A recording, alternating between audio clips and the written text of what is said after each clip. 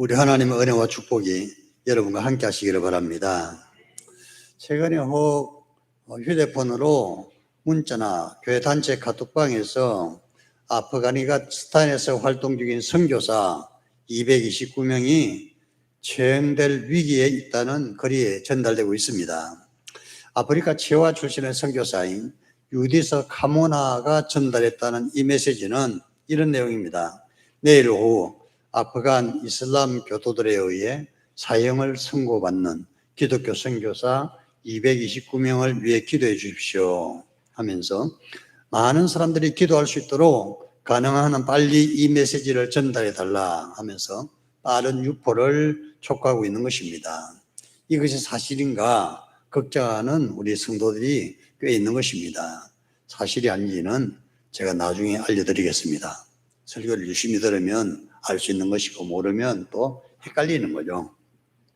지난 8월 15일 날 아프가니스탄 정부가 탈레반 정권으로 넘어갔습니다. 나라가 망한 것이 아니라 정권의 주체가 바뀐 것이죠.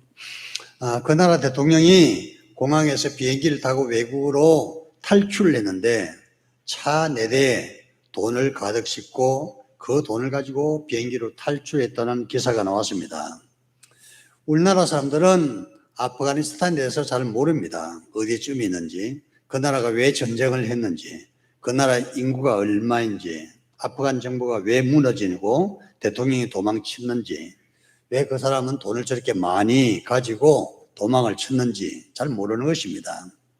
차 4대 실을 만큼 저 많은 돈, 사람은 돈을 얼마나 많이 가져야 만족할까?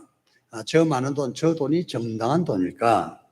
대통령 월급은 몇 푼 될 것 같지 않은데 도대체 저 돈은 무슨 돈일까? 부정부패로 모은 돈일까? 이런 생각도 해보고요. 또 대통령이라는 사람이 나라가 위급한 상황에서 자기 한 몸 살겠다고 신문에 보니까 빛의 속도로 도망쳤다 하는 것은 엄청 빠른 속도로 도망쳤다는 뜻이겠는데 자기 한 몸 목숨을 부지하겠다고 도망치는 모습도 일국의 대통령의 모습으로서는 너무나 좀 우스꽝스러운 모습이 아닐까. 도대체 산다는 게 뭔데 사람이 이렇게 초라하고 그렇게 이상한 짓을 하는가. 도망치는 아프간 대통령을 보면서 우리는 스스로 자기 자신에게 몇 가지 질문을 해볼 수가 있을 것 같습니다. 나는 내 인생이 만족스러운가 아니면 뭔가 부족한가. 두 번째로는 나는 바르게 살고 있는가. 내 인생 길이 바른 길인가 의의 길인가. 세 번째로는 생사의 문제, 나는 죽고 사는 문제에 대해서 뭔가 정리를 했는가. 시편 23편 말씀을 유심히 읽어보면 거기에 대한 답이 나오기 때문에 오늘은 이 사태들을 염두에 두면서 제가 묵상하는 중에 오늘의 말씀을 준비했습니다. 말씀을 통해서 은혜 받으시고 인생의 가장 중요한 3가지 문제를 잘 정리해 보시기를 바랍니다. 첫 번째, 나는 내 인생에 만족하고 사는가? 저 아프간 대통령은 차 4대에 돈을 가득 싣고 도망을 쳤다는데 사람들은 돈이 얼마나 있어야 만족하는가? 사람들은 얼마나 넓은 땅을 가지고 있어야 땅에 대해서 만족하는가? 집은 몇 채를 가지고 있어야 사람은 만족하는가 하는 것은 만족의 문제가 되겠습니다. 나는 내 인생에 만족하는가? 어떤 교회 목사님이 전화를 하나 받았는데요. 후배 전도사님이 다음 주일에 우리 교회 오셔서 헌신 예배 설교를 좀 해 주십시오.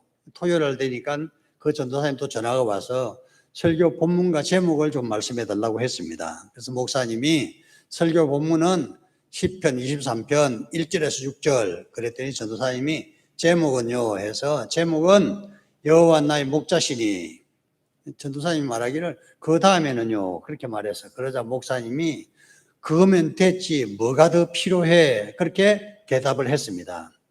그렇게 말했더니 그 전도사님 알았습니다 해서 주일날 설교를 냈습니다. 설교 제목이 너무나 길어. 여호와 나의 목자시니 그거면 됐지 뭐가 더 필요해. 설교 제목이 이렇게 길었어. 그래서 목사님 좀 황당하긴 했지만 생각해보니까 아주 명언 같아요. 여호와 나의 목자시니 그거면 됐지 뭐가 더 필요해.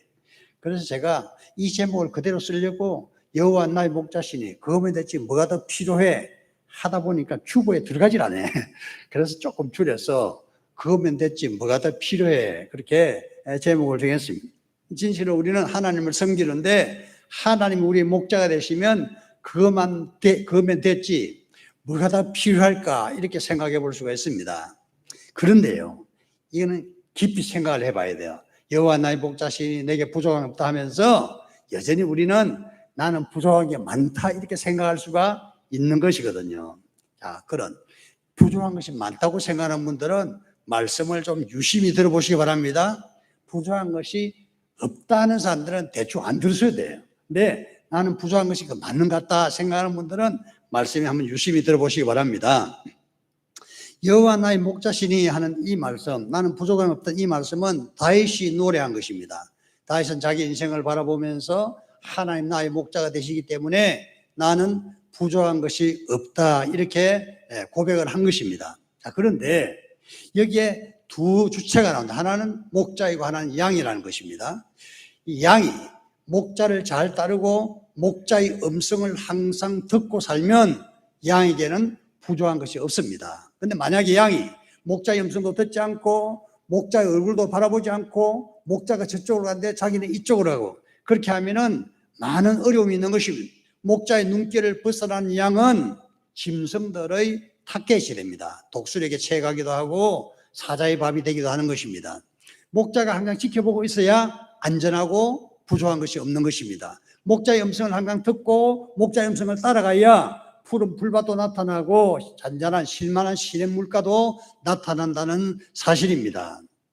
제가 이 말씀을 여호와 나의 목자시니 내게 부족함이 없으리로다 하는 이 말씀을 내 인생을 한번 지나간 날들을 살펴봤는데 정말 나는 부족한 것이 없다 이렇게 고백할 수 있는가? 이게 중요한 거거든요. 다윗은 이렇게 고백했는데 다윗과 달리 나는 여전히 부족한 것이 많다고 생각하면 이 말씀을 좀 더 깊이 묵상을 해봐야 되는 것입니다. 저는 어려울 때 제가 태어날 때 아주 가난한 집안에서 태어났습니다. 어머니가 나를 41살에 임신을 한 이후에 가족이 너무 많기 때문에 산하제한을 하고 싶어서 나를 떼려고 애를 많이 썼다 그럽니다. 이 방법 저 방법 온갖 방법을 써봤는데 생명이 모자라서 그 어머니 뱃속에서 치열한 생존 투쟁을 하고 그냥 나와버린 것입니다. 저를 우습게 보지 마시기 바랍니다. 뱃속에서 싸워서 내 생명을 내가 담보를 하고 용감하게 나왔던 것입니다. 어머니가 나를 낳고서 맨 처음에 나를 보고서 느낀 느낌이 잘 나왔구나 하는 생각이 들더래요. 왜 그랬을까요? 낳아놓고 보니까 팔다리가 길쭉길쭉하고 얼굴이 예쁘더래요. 얼굴이 예뻐서 잘 나왔구나.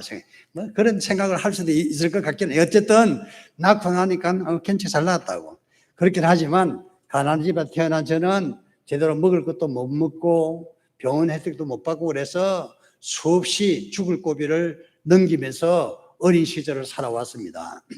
어릴 때는요, 제 피부에 피부병이 어머니 그 피부병 원인이 몰랐는데 요새 생각해 보니까 아토피 피부병 같아. 아토피. 그냥 끊임없이 긁어야 되고 또 긁으면 진물이 나고 또 부스럼이 생기고 어머니가 얼마나 마음이 아팠겠어요. 그래서 온갖 애를 다 쓰면서 치료하려고 그랬지만 아토피는 어릴 때 낫질 않았습니다.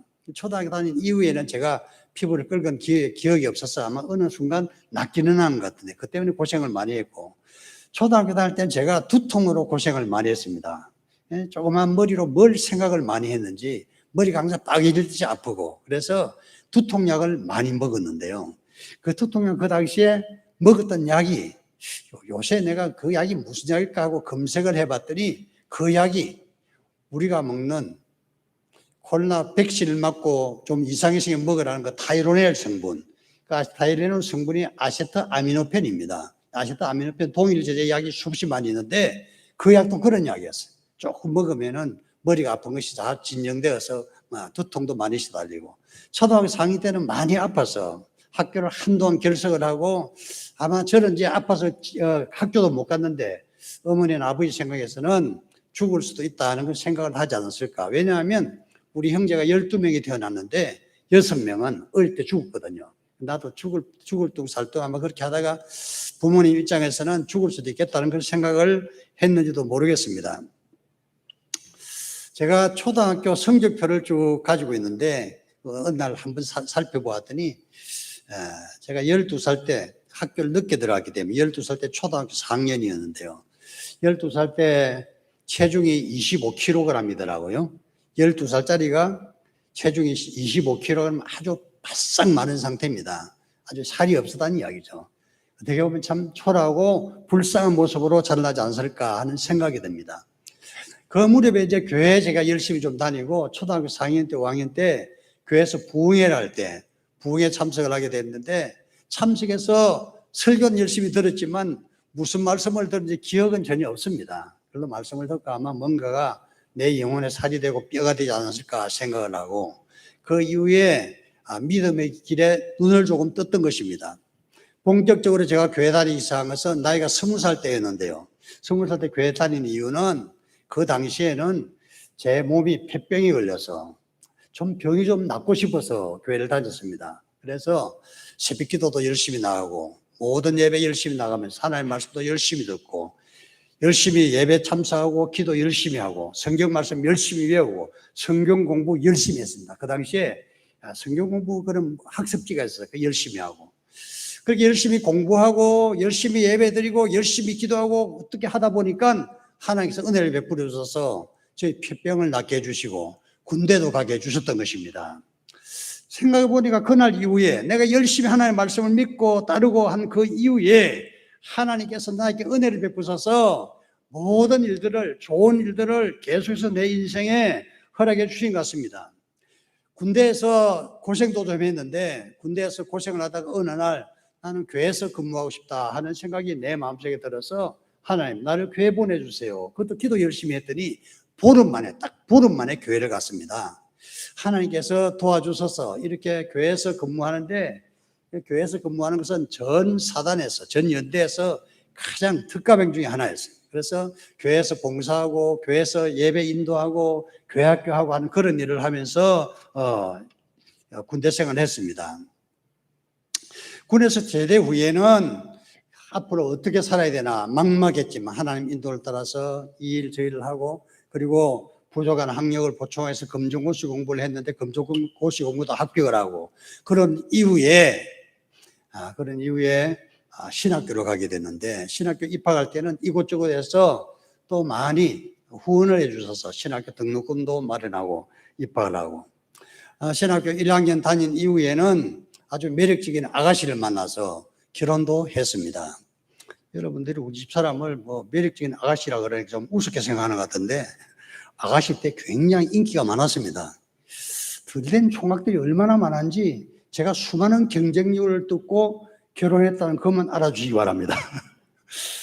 어쨌든 결혼도 하고 아이도 낳고 이렇게 지나간 날들을 생각해 보니까 하나님께서는 내 인생에 필요한 순간순간마다 천사 같은 사람을 보내주시고 날 인도해 주셔서 오늘에 이른 줄로 믿습니다.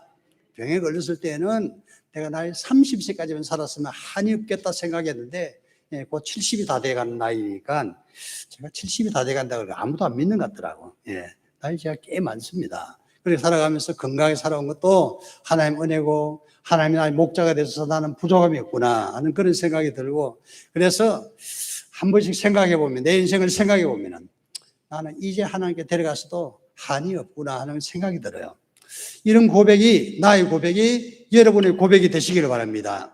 다윗이 여호와 나의 목자시니 내가 부족함이 없다 하는 그 고백이 나의 고백이듯이 여러분의 고백이 되시기를 바랍니다.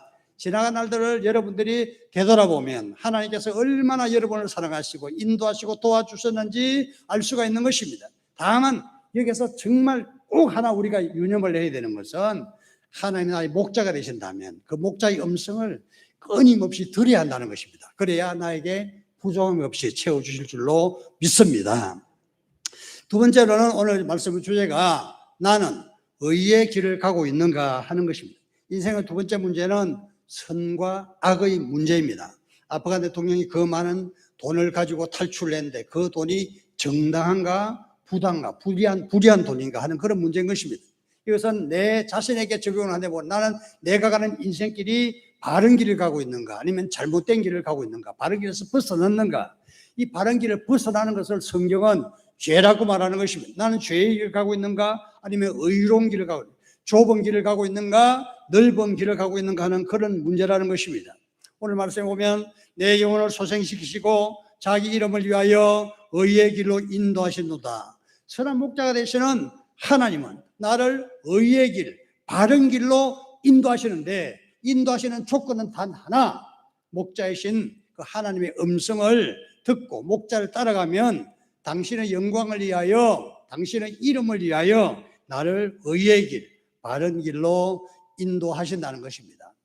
양이라는 것은 좀 어리석어서 수시로 길을 벗어난다고 합니다. 그때 목자가 양을 부르고 목자가 양을 다시 바른 길로 돌아오게 하면 다시 바른 길로 갈 수가 있습니다. 다윗이란 이 사람, 다윗이란 이 왕은 하나님을 잘 섬긴 사람이었지만 어느 순간 잘못된 길을 선택한 때가 있었습니다. 자기 휘하의 장군의 그 부인을 잘못했고 또 그 이후에는 그 장군을 최전방에 배치해서 죽음으로 내몰았죠. 다윗은 이것이 죄라는 것을 몰랐습니다. 자기 잘못된 길을 가고 있는 줄을 몰랐습니다. 어느 날 나단이라는 선지자가 나타나서 다윗에게 책망을 해요. 당신이 잘못된 길을 가고 있다고. 그때 다윗이 자기 자신의 머리털을 뽑고 옷을 찢으면서 진실로 내가 죄를 지었다면서 철저하게 회개를 하고 다시 하나님의 말씀의 길을 따르기로 결심을 하는 것입니다. 누구나 다윗처럼 이렇게 잘못된 인생을 선택할 수가 있는 것입니다. 문제는 하나님의 책망을 받고 하나님의 말씀을 들을 때 내 자신의 잘못된 길을 바른 길로 경로를 수정해서 가면 문제가 없다는 것입니다. 성경에는 수많은 사람이 하나님의 음성을 들었는데 하나님의 음성을 듣고 그 경로를 바꾼 사람이 있는가 하면 바꾸지 않은 사람도 있는 것이죠. 가인이라는 사람은 하나님께서 가인이 죄를 지을 마음을 가지고 있는 것을 보시고 죄의 소원은 내게 있으나 너는 죄를 다스릴지니라 그렇게 말씀하셨지만 가인은 자기 생각대로 동생을 들로 데리고 나서 돌로 동생을 쳐 죽였다고 되어 있는 것입니다. 그 이후에 가인의 인생이 어떻게 됐습니까? 아주 어렵고 험악한 세월을 보내고 날마다 두려움과 공포 속에서 살아가는 것을 볼 수가 있습니다. 하나님의 말씀을 아주 조직적으로 은폐하고 하나님의 말씀을 거역하는 사람의 대표적인 사람이 사울왕이 아닐까 생각을 합니다. 사울왕 하나님의 명령을 받았죠. 아말렉을 도말하라 하는 건 전쟁 명령을 받았습니다. 도말이라는 것은 사람을 다 죽이는 것이고 그리고 어린아이까지 다 몰살시키는 것이고 양들, 소들, 짐승들을 다 죽이는 것을 의미하는 것입니다. 사울왕은 그 도말 전쟁이 뭔지를 알고 있는 사람입니다. 그런데 전쟁을 하다 보니까 사람은 적당히 죽이고 짐승들은 전부 다 노획물로 끌고 왔던 것입니다. 전쟁에 승리하고 돌아왔다고 사무엘이 그 현장에 도착해 보니까 수많은 양떼도 소떼도 수십 마리 양떼와 소떼들이 매매하고 울고 있는 것이었어요. 그래서 사무엘이 사울에게 말하기를 내 귀에 들리는 이 소와 양떼들의 울음소리는 어찐 영혼이니까 하고 왕에게 질문을 했습니다. 그때 말하기를 내가 이 좋은 것들은 하나님께 번제로 드리려고 가져왔습니다. 그렇게 거짓말을 했습니다. 그때 말하기를 그때 사울이 그 유명한 말을 합니다. 순종이 제사보다 낫고 듣는 것이 수양의 기름보다 낫다 하는 그 말을 사울왕에게 들려줍니다. 그랬더니 사울왕이 깜짝 놀라서 나를 용서해달라 하면서 하나님께 나를 위해서 기도해달라 그랬더니 왕이 하나님의 말씀을 버렸기 때문에 하나님도 왕을 버려 당신이 왕이 되지 못하게 하셨습니다 하는 그런 좀 독한 말을 듣는 것입니다. 그 이후에 사울이요 하나님의 말씀을 건성건성 듣습니다. 말씀을 제대로 듣질 않아요. 그 결과는 어떻게 됩니까? 그 위대한 이스라엘 왕국을 잃어버리고 어느 날 초라하게 그 자신과 그 가문이 멸망하는 것을 볼 수가 있는 것입니다. 여러분, 하나님이 우리에게 그냥 멸망시키질 않습니다. 하나님께서 말씀을 주시고서 잘못된 길을 돌이키라고 말씀하시는데 돌이키면 내가 하나님의 이름을 위하여 의의 길로 돌이키면 그 길로 갈 수가 있는 것입니다. 우리가 가는 인생길이 때로는 어렵고 힘들어서 하나님의 말씀을 거역하고 싶겠지만 어쨌든 하나님의 말씀이 들리면은 하나님의 말씀을 따라서 그 말씀의 길을 가시기를 바랍니다. 예수께서 말씀하시기를 내가 곧 길이요 진리요 생명이니 나로 말미암지 않고는 아버지께로 갈 자가 없다 이렇게 말씀하셨어요. 우리가 가야 할 길은 바로 예수라는 길이라는 것입니다. 예수님이란 길을 가시기를 바랍니다. 예수란 길을 가시면 우리 모든 성도들의 삶이 평화롭고 안정되고 행복이 가득해지는 것입니다. 어떤 사람이 나이가 좀 들어서 교회를 다니는데 친구가 너 요새 교회 다니냐? 교회 다닌다고. 그랬더니 교회 다니는 사람이면 뭘 좀 알겠다고 좀 궁금한 게 있어서 물어보는데 그 삼위일체란 말이 뭐야? 하고 물어봤으면 삼위일체가 뭔지 모르겠다고. 그랬더니 요새 신천지 이만희가 굉장히 신천지 교인들이 많고 사회가 문제가 되는데 신천지도 뭐야? 난 모르겠다고. 너 혹시 하나님 음성 들어본 적 있어? 아니, 나 음성 들어본 적 없어. 그럼 도대체 너 왜 교회 다녀? 그렇게 물었더니 이 친구가 대답하기를 내가 한 가지 말해줄 수 있는 게 있는데 사실 너가 알다시피 나는 교회 다니기 전에 날마다 술에 쩔어 살았고 또 도박도 열심히 하고 또 빚도 많이 지고 집에 들어가면은 술 먹고 집에 가서 아내를 때리고 아이들도 때리기도 하고 아주 난폭한 남편이고 아버지였다. 내가 예수를 믿은 이후에 나는 술을 끊었고 그리고 도박도 끊었고 그리고 열심히 살아서 빚도 다 갚았고 내가 집에 돌아가면은 우리 가정이 화목하고 너무 행복하다. 이후에 뭐가 더 필요하냐고 그렇게 말했더니 친구가 아무 말도 못했다는 겁니다. 여러분, 예수를 믿고 신앙생활 제대로 하나님의 말씀을 듣고 따르게 되면은 가정이 화목해지고 행복한 가정이 되는 것입니다. 왜 그렇습니까? 옛날에는 잘못된 길을 가다가 이제는 바른 길로 들어섰기 때문에 그런 것입니다. 이 바른 길을 의의 길이라고 합니다. 의의 길은 어떻게 갈 수 있느냐 하면 하나님의 말씀을 듣고 따를 때 우리 인생이 의의 길, 바른 길을 갈 수가 있다는 것입니다. 이 은혜와 축복이 우리 모두에게 함께 하시기를 바랍니다. 세 번째로 인생에서 가장 중요한 문제 중 하나는 죽음의 문제라는 것입니다. 오늘 말씀 6절에 보면 나의 평생에 선하신가 인자하심이 정녕 나를 따르리니 내가 여호와의 집에 영원히 살리로다 이렇게 말씀하고 있습니다. 목자이신 하나님의 말씀을 듣고 살면 영원한 생명을 얻게 될 것이라고 말씀합니다. 예수님께서 요한복음 10장 11절에 나는 선한 목자라시고 10장 27절에 내 양은 내 음성을 듣고 나를 따른다 이렇게 말씀하신 그 예수님께서 요한복음 5장 25절에 죽은 자들이 하나님의 아들의 음성을 들을 때가 오나니 곧 이때라 듣는 자는 살아나리라. 그 하나님께서 그 아들을 이 세상에 보내신 것은 아들을 믿고 영생을 얻게 하려는 것입니다. 인생에서 가장 중요한 것은 죽지 않고 사는 것, 영원한 생명을 얻는 것입니다. 마태복음 16장 26절에 보면 사람이 만일 온 천하를 얻고도 제 목숨을 잃으면 무엇이 유익하리요? 사람이 무엇을 주고 제 목숨과 바꾸겠느냐? 생명이 가장 소중하다는 것입니다. 주님의 음성을 들을 때 죽었던 영혼이 살아나고 주님의 음성을 듣고 딸 때 영원한 저 생명의 길, 축복의 길, 영생의 길로 나아가게 된다는 것입니다. 이 은혜가 우리에게 가장 소중한 것입니다. 어느 교회 여자 집사님 한 분이 있었는데 남편은 교회를 다니질 않았어. 남편을 교회 데리고 다니려고 애를 썼지만 남편이 꿈쩍도 하지 않았다. 근데 어느 날 남편이 주일날 나도 오늘 교회 한번 가보려고 그런다고 그랬습니다. 거기에는 목사님 여러분이고 설교하는 분이 여러분이어서 이 부인 집사 입장에서는 오늘 목사님이 설교를 잘하는 목사님이 설교했으면 하는 생각을 했다고 합니다. 교회 도착해서 주보를 보니까 성경 본문이 창세기 5장 1절에서 몇 절 그렇게 되어 있었어. 그래서 창세기 5장을 찾아보니까 누가 몇 세에 누구를 낳고 몇 세에 죽었다, 몇 살에 죽었다, 몇 살에 죽었다 그 말만 있더래요. 아유, 오늘 말씀 가지고는 은혜밖에 틀렸다 하고 생각을 했다 그래요. 그렇지만은 하나님 믿고 하나님 은혜를 주시기 바랍니다. 그렇게 예배 끝나고 나서 나가면서 남편이 말하기를 여보, 나 교회 등록하고 신앙생활 하고 싶다 이렇게 말하더래요. 그래서 부인 입장에서는 아내가 남편이 등록한다니까 너무 좋아서 등록지를 가져가서 등록을 했어요. 집에 와서 점심 식사를 하면서 아내가 도대체 오늘 말씀 뭔 말씀을 듣고 그렇게 은혜가 되어서 앞으로 교회 생활을 하기로 했냐 그랬더니 오늘 말씀 들어보니까 사람들이 꽤 오래 살았더만 모두 다 900세를 살고 뭐 오래 살았는데 그래도 다 죽었더만. 창세기 5장에 보면 이런 말씀이 나옵니다. 여기 보면 아담은 930살을 살고 죽었다. 셋은 912세, 에노스는 905세, 게나는 910세, 마할레는 895세, 야렛은 960세, 모두세는 969세를 살고 죽었다 하는 것입니다. 다 오래 살긴 살았는데 다 죽었다 이거죠.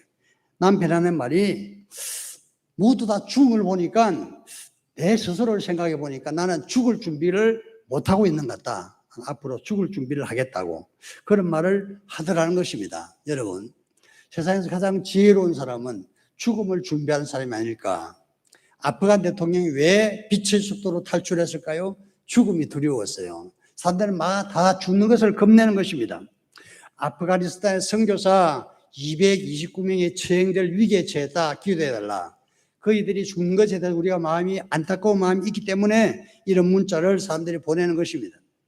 229명의 선교사들이 죽음에 직면했다. 또 사형 선고를 받을 것이다. 이 말은 사실은 지금부터 6년 전에 2016년도에도 온 세상에 떠돌아다니던 그 문자입니다. 그때는 22명이었죠. 근데 이번에 누가 굿자를 하나 더 붙여가지고 229명이라고 문자를 날리고 있는데, 그 문자를 날리는 사람들은 아마 장난삼아서 날리지 않았을까 생각을 해요. 근데 이 문자를 받는 사람들은 그거 전부 사실인 줄 알고 걱정을 많이 하는 거죠. 근데 사실은요, 이런 것입니다. 아프가니스탄에 선교사 꽤 있습니다. 우리나라 선교사는 다 철수했고요. 그리고 아프가니스탄에 기독교인들이 1만 명이 있습니다. 탈리반 정권이 들었으면은 기독교는 박해가 심해질 겁니다. 그리고 선교사에 대해서 앞으로 어떤 조치가 내릴지를 모릅니다. 제가 생각하기에는 외국인 선교사는 아마 국외로 추방하지 않을까. 왜냐하면 선교사 한 명 죽여놓으면 온 세상이 시끄러워지는 거거든요. 하물며 229명 한꺼번에 죽인다? 아무리 간이 커도 거짓은 못합니다. 그러니까 이 문자는 모두가 거짓인데요. 거짓이라고 우리가 유념을 해야 될 것은 아프간에 있는 1만 명의 기독교인을 위해서 우리가 기도해야 된다는 것입니다. 그게 또 남아있는 수많은 선교사들, 그들의 안전을 위해서 기도해야 되는 것입니다. 그래서 분명한 것은요, 기독교가 선교되는 곳마다 항상 박해가 있었고 순교자가 있었습니다. 세상에서 가장 많은 순교자가 난 땅이 이 대한민국입니다. 우리 조상들이 예수를 믿느라고 수많은 사람이 죽었습니다. 순교는 피할 수 없는 것이죠. 순교의 피가 흐른 그 땅은 거룩한 땅이 되는 것이고 하나님의 은혜와 축복이 넘치는 땅이 될 줄로 믿습니다. 순교를 두려워할 것이 아니라 신앙의 배교를 하지 않고 끝까지 견디기를 우리가 기도해야 될 줄로 믿습니다. 아프간에 있는 수많은 그리스도인들 형제자매들 위해서 여러분 기도하시기를 바랍니다. 새벽기도 때 기도하시고 기도할 틈틈이 아프간을 위해서 기도하시기를 바랍니다. 탈리반 정권의 담당자들 아주 악한 사람들입니다. 그 사람은 피도 눈물도 없는 사람이고 수시로 전 세계 사람의 본 앞에 참수행을 끊임없이 하는 그런 아주 독한 인간들이기 때문에 순교가 나올지도 모르는 것이죠. 우리가 죽음이나 순교에 직면하면 꼭 기억해야 될 말씀이 있습니다. 오늘 말씀, 내가 사망의 없지만 골짜기로 다닐지라도 해를 두려워하지 않을 것은 주께서 나와 함께 하심이라. 나의 평생의 선하심과 인자하심이 반드시 나를 따르리니 내가 여호와의 집에 영원히 살리로다. 우리에게는 죽음 이후에 영원한 삶이 있는 것입니다. 그곳은 이곳보다 훨씬 좋다고 합니다. 그 믿음을 가시기를 바랍니다.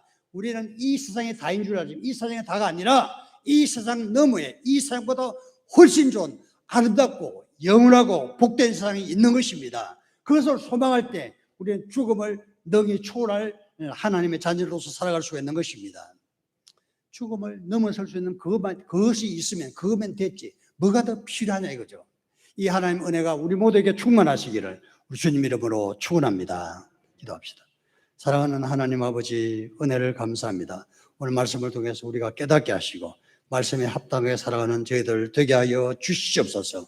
하나님을 나의 목자로 할 때, 하나님의 음성을 따를 때 우리에게 부족함이 없다는 사실을 분명히 믿고 주님의 음성을 따르는 저희들, 주님의 음성을 순종하는 저희들 되게 하여 주시옵소서. 우리 주님의 음성을 따를 때 우리가 하나님께서 인도하시는 바른 길, 의로운 길로 갈 줄로 믿습니다. 우리가 하나님의 음성을 따를 때 평생에 우리가 하나님 인도를 따를 때 영원한 저 천국의 복락을 누릴 줄로 믿습니다. 이 은혜가 우리 모두에게 충만케 하여 주시옵소서. 예수님의 이름으로 기도합니다.